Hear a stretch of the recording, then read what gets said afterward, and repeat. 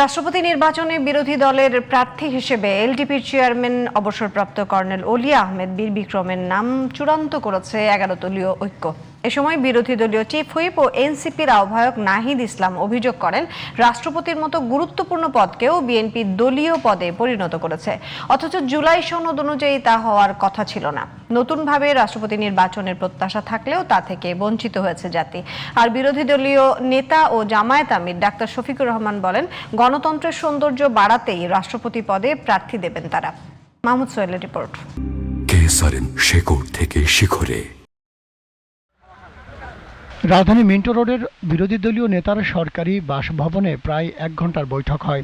এ সময় 11 দলীয় ঐক্যের পক্ষ থেকে জোটের শরিক এলডিপির চেয়ারম্যান অলি আহমদ বীর বিক্রমকে রাষ্ট্রপতি পদপ্রার্থী মনোনীত করা হয়।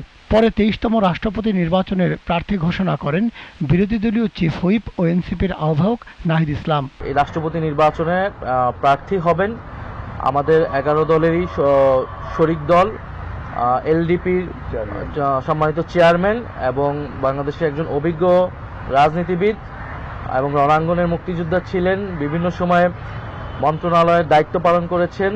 বেশ কয়েকবার 6 বারের মতো তিনি জাতীয় সংসদ সদস্য নির্বাচিত হয়েছেন এবং বীর বিক্রম মুক্তিযোদ্ধা কর্নেল অলি আহমদ, উনি 11 দলের পক্ষ থেকে রাষ্ট্রপতি পদে প্রার্থী থাকবেন।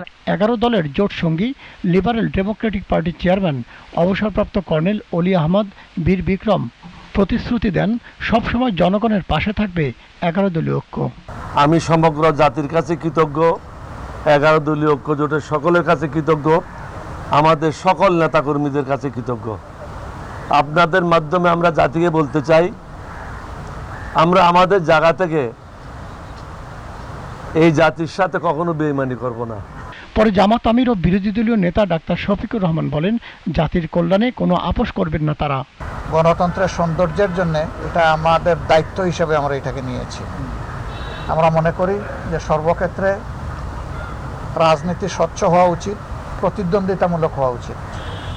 তাহলে গণতন্ত্রের গতি এবং তার সুস্বাস্থ্য ফিরে আসবে।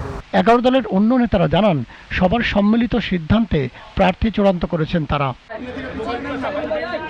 Mahmud Sohel, GTV news, Dhaka.